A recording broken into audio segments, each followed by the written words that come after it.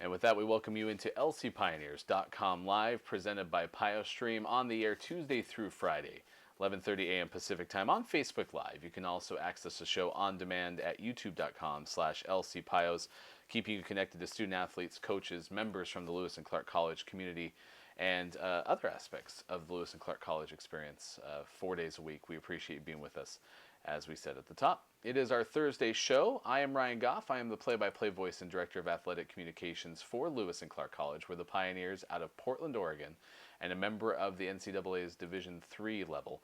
Over 430 institutions at that level, and our Pioneers compete in the Northwest Conference, a 9-team conference with other teams from throughout the state of Oregon and the state of Washington, and a chance for our student athletes too to travel the world with a robust overseas study program, but certainly continuing into the fall semester amidst the pandemic, and right now competition halted at least for the rest of the 2020 calendar year for both fall sports and early winter sports. And that includes our guest today. We'll talk to Brian Smith, a senior for Lewis and Clark men's basketball, in just a few moments. Ask him about his first season. He came in as a transfer junior, and the Pioneers nearly made the Northwest Conference playoffs for the first time in quite some time.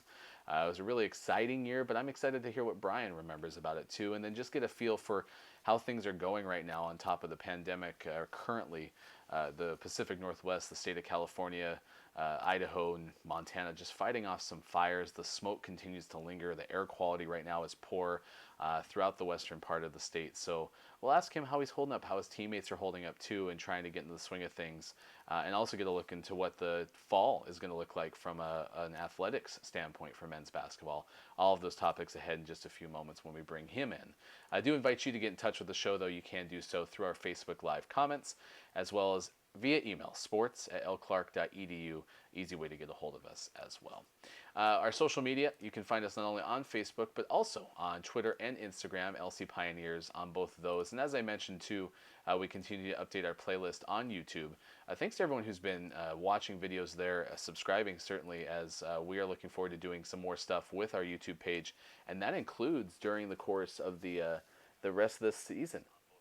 We're going to have a lot of our students and student athletes work on stuff for YouTube and some of our other social media platforms. So you're kind of ahead of the curve in that respect to be able to get on there and subscribe so you can see some of our content. And then we're continuing to feature different student athletes through the course of the year. And that includes our first pair, Esam and Sydney, as we take a look at what they're accomplishing heading into their senior years, which are currently going away. 3 weeks right now underway, I should say. For those group of students. So with that, let's bring in our guest for today. He is a senior for Lewis and Clark men's basketball. A chance to talk to Brian Smith on lcpioneers.com live. Brian, appreciate taking the time to join us and catching you out of the end of a class. So let's kind of start with current state of affairs, right? You're in your third week of school. There's wildfires. Yeah. People are having to battle smoke and such. Just how are you holding up right now? Oh man, it's been a crazy time, but I mean, 2020 itself has been pretty wild. But yeah, just trying to stay focused on classes. Remote can be difficult at times, just keeping concentration. But with the smoke as well, we haven't been able to work out or anything, so it's been kind of rough just being in the house for this last week or so. Yeah, I mean, this was going to be a year where we had hoped to have, as many people on campus as possible. And part of the reason is because what Lewis and Clark does so well from an academic standpoint is having classes in person. And right now, a lot of those being canceled because of the smoke. Now, you grew up in Boise. I grew up in Montana. I've had this conversation with several other people in the Rocky Mountain region or the Pacific Northwest. I don't remember wildfires being this way. What was it like growing up where you did? Was it similar? Yeah, similar for sure. In the summers, there were definitely a handful of fires that got out of control. So I'm a little used to the smoke. I would say that the ones that have been happening over here have been kind of worse than any ones I've seen, though, personally. Yeah, and from a population standpoint too, I mean, I don't recall seeing them this close to cities. Certainly, even Yeah, the definitely. southeast part of Portland, right, was under an evacuation for a certain amount of time. But that said, you went to school for your first couple of years in Portland as well, and then transferred to Lewis and Clark. So I'm going to kind of get your origin story in that respect. Describe what ultimately made you choose to transfer to Lewis and Clark at the start of your junior year. Yeah, so like you said, I started out at University of Portland. But what initially got me thinking of Lewis and Clark is that I played with uh, assistant coach Randall Jackson's brother at the University of Portland. So when I was thinking of transferring, he actually introduced me to Coach Randall, and then we just started getting to talk. And I mean, one thing led to another, and I was just like, I'm a big fan of Portland, so I mean, it kind of just made sense to stay in the city. Yeah, and had a really stellar initial year too with the Pioneers. Let's have you elaborate on the coaching staff. Tim McCrory is the head coach of the Pioneers, and you talked about Coach Jackson. What's it like to compete for Lewis and Clark, and what some of the aspects of the coaching staff that's really stood out to you so far? Oh yeah, it's been great so far. As far as the coaching staff, I feel like they've since I've been here, they've always pushed me to like maximize my potential. When I first came here and we first started playing games, I would say that I had a little bit of a shaky start to the season, just coming into like a completely new program, and also playing for like the first time in a couple of years. Because when I was at my previous school, I really didn't play too much. So but in that aspect, I would just say that yeah, they really just have focused on trying to make me, work as hard as I possibly can, so that I am maximizing this like whole experience. And yeah, also just constantly telling me like, what type of legacy do you want to leave behind? Like, are you gonna be known as a hard worker? Like, things of that nature. So I would say that that's one of the biggest things that I've had from them during this experience. Brian Smith, our guest on lcpioneers.com live, senior for Lewis and Clark men's basketball, and you talked about the playing time aspect from your time at Portland, and coming into the Division III realm. I imagine that's one aspect of the experience, but as best you can, kind of contrast the D1 versus D3 experience. Some of the things that maybe are slightly similar, but certainly what are different. Uh, the biggest difference is just the athleticism and like the overall height of players. At the Division 1 level, you see 7 footers everywhere. But here, we don't really see that. But some of the similarities is just the style of play. Like team basketball is always going to get you a win. So it doesn't matter if you're D3, D2, or D1. You always have to play as a team. Um, and that's one thing that I never really saw up at my previous school. And that's one thing that we've been trying to focus on here at Lewis and Clark is how are we going to play team basketball and actually get wins. And then you come out of the gates with a stellar junior year, led the team in scoring, co-leader in scoring, and had certain high points to the point where you're an All Northwest Conference selection. Describe what the first year was like, from the very beginning to the very end. Roller coaster, pretty straight line. What was the experience like for you?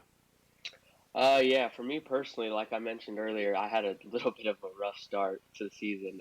Like I said, it was just a completely new program and a lot of things to learn in the aspect of playing with new players and getting to know their tendencies and stuff like that. But I would say that overall, I wouldn't say it was exactly how we planned it to go, but I think that we saw a lot of improvements throughout the year that we can build on for this upcoming year, especially during the point of the season where we actually beat Whitman, which was, I think, the highlight of our year. I had never even known that they hadn't lost a game in 70 something games, I believe it was, or something like that. So I would say, like, just experiences like that were just amazing that I could be part of, for Yeah, sure. I mean that's a highlight for fans as well, getting to see that long regular Yeah. season conference winning streak. And I do want to ask you, there were three seniors last year, one of which was Zeke Crawford, and I mentioned co-leader in scoring. He had the same average as you, but set records for blocks. Hit his 1,000th point in his final game. I'm just curious, what did the senior class, including Zeke, mean to you from a year ago? Oh, a lot, definitely. We're definitely gonna miss Zeke. Obviously, he was a such a tremendous asset in like so many different ways. Um, but I feel like the thing that they left behind was that we need to work on leadership. Like Zeke was an amazing leader, and obviously we're gonna miss that out of him. So now it's like they kind of passed it on to the seniors of this year, who's gonna continue that role of being a leader, and who's gonna like make sure that the team as a whole is doing the things that they need to be doing. Brian Smith joining us on lcpioneers.com live. We're on Tuesday through Friday. You can find us 11:30 a.m. Pacific time on Facebook Live and archived at youtube.com/lcpios. What are you looking forward to now, with your senior season, and obviously the caveat that right now we're not expecting any basketball to be played until at least January 1st, 2021. So do you have any idea what activities are going to look like, practices, and those kind of things as soon as that can happen? Kind of give us the lay of the land. Yeah, so we are expected to start like official workouts on October 1st. As of right now, we've just been having like open, like we've been trying to get into parks and stuff like that to get like some runs in. We've been working out with Coach Ange, but like I said, this whole last week with the fires in the air, like we haven't been able to do any of that. So it's been rough. But yeah, we're really just looking forward to October 1st so that we can, get in the gym and hopefully get some good work in. That's going to be consistent as well. But yeah, until October 1st, that's what we're really waiting for. And you brought up Coach Ange. We ask a lot of our student athletes, but I'm interested from a transfer perspective. What's it like to have a strength and conditioning coach like her? What are some of the things that make her unique and have really helped you?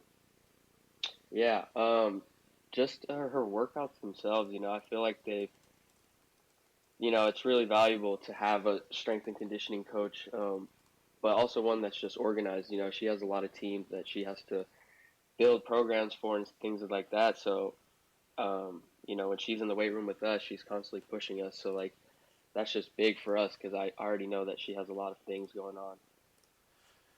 Yeah, and I have heard that same kind of sentiment from other people who have come on the show, how big of an asset that she is, and she probably connects with our student athletes more broadly than any of the coaches on the staff, just because she's involved with all the teams. That said, how eager are you to get back onto the floor and see some competition this year? Yeah, right, man. I can't wait. Honestly, it's gonna be an interesting senior year out for sure. I'll say that. But yeah, I can't wait to get back on the court. That's for sure. Describe the makeup of the team. What are some of the resources you have this year? Man, just some of the resources we have. Obviously, we have Zoom. Like, we have a couple Zoom meetings every week. So, um, stuff like that we've been doing. It's just really been keeping us connected and stuff like that. I would say that team chemistry is a big thing for teams. So, like during this time where we can't really do too much, we've been staying connected, which hopefully is gonna help us in the long run. What about from a roster makeup standpoint too? Who are some of the key players that you have coming back this year? Yeah, I mean, I would for sure say me, Brendan Patrick, was a big scoring option for us last year and also a big defender. I think that's going to be great that we have him coming back. Also, I think Daylon Floyd is going to be a big asset for us. He's been getting stronger and bigger. So he's going to really make up for what we're missing in Zeke this year. But also, Matt Brown, I would say, is going to be a big scoring asset for us this year. I think he's been working a lot on his game and especially his jumper. So I think that those four of us, as long as like, and also we have a good freshman group coming in. I think that they're going to be hard workers and they're going to be willing to do whatever's necessary to get a win. Well, we're excited to see you get back on the floor. If you do want to preview the incoming student athletes for men's basketball, those are available on our website, lcpioneers.com, their bios. Let's focus to the classroom. What is it that you're majoring in, and any classes either from your junior year that you truly enjoyed or something you're looking forward to in your senior year? Yeah, so I'm an economics major. I would say that I'm pretty excited about the whole senior year altogether. Just I feel like when you're in your senior year, you're just kind of excited to be done. I feel like you feel like you just worked so hard to get to this point that the whole ending of it, you just got to enjoy it. So I'm excited for this whole year just to leave it all out there on the court and in the classroom. When you look at what's ahead professions wise, have you settled on something still up in the air? What are some of the gut feelings in that respect? Yeah. So the goal after this year is to try to continue playing. I've since I started playing basketball, I've always wanted to play professionally. So yeah, my goal so far is to hopefully continue playing overseas. And the Pioneers have had a history of getting people overseas to do just that. Most recently, I remember Jason Luno competing in Australia for Lewis and Clark. What's the process like that you have to go through to try to accomplish something like that? Right. I would say that big part of it is connections. Just hopefully knowing coaches like Tim and Randall. I know they know a lot of people, so hopefully after this season I can connect with them and just really start trying to pinpoint if there's a possibility that I could do that. So Well, we certainly wish you luck in that quest. I know that that's a road. Certainly can't wait to see you and your teammates back on the basketball floor. And most importantly, stay safe. Keep your head up and wish you the best of luck as you go through the rest of the week and trying to avoid the bad air quality and such. Brian Smith, thanks so much for joining us on yes, lcpioneers.com live. thank you for having me. Absolutely. Yeah, fun conversation. Senior and as a junior, just immediately made an impact for Lewis and Clark. It was uh, immediate. I mean, he's like a light switch and did a lot of good things. And the big reason why Lewis and Clark went from not having a lot of contention for the Northwest Conference tournament in the few years prior to that to really being on the doorstep, and if a couple more wins went their way, certainly would have been back in that mix last season. Zeke Crawford, as Brian talked about, was a big reason why. Led the team in rebounding, led the team in blocks, led the team in points with Brian. But certainly a lot of weapons. He laid it out there in the end, talking about the roster makeup. A lot of weapons left for Lewis and Clark. And so as soon as both men's and women's basketball, men's and women's swimming, and all the fall sports certainly can get back to competition, we're excited.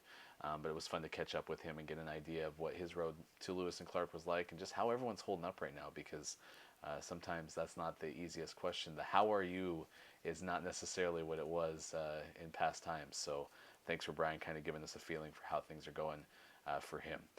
Tomorrow we have one more guest. It's Eric Del Prado. He is the assistant coach for Lewis and Clark baseball. Will join us, a member of the Northwest Conference when he was a student athlete, competed at Willamette, and have a chance to talk to him about Coach Kozdurka and what he's been learning now as an assistant coach with Koz for a while, what the makeup of the team is looking like coming back. Even walk back into last spring, we had certainly hoped that we wouldn't be asking about a season ended by a pandemic more than once, and now with the fall season having been suspended till at least January 1st, 2021. We've had to continue having those conversations, but Eric will talk about the makeup of his team last year and also just how baseball has played an impact in his life. And then Kaylee McCauley, Dr. K, and then Olivia Weaver will join us from women's golf next week. Kaylee is now in student support services for Lewis and Clark, but has had her hand in a variety of roles with Lewis and Clark in the past, including being athletic academic coordinator for Lewis and Clark.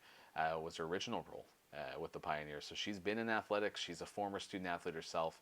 We'll have a chance to catch up with her and see how everything is going from her end too with student support services so far through fall 2020. So until we talk to you again tomorrow, as we do Tuesday through Friday, 11:30 a.m. Pacific time on Facebook Live. Again, you can find all of our past shows at youtube.com/lcpios. I'm Ryan Goff. Thanks for having fun with us. Big thanks to Brian Smith for joining us, and big thanks to you for watching. We'll see you again tomorrow for more of the show presented by PioStream. Goodbye, everybody.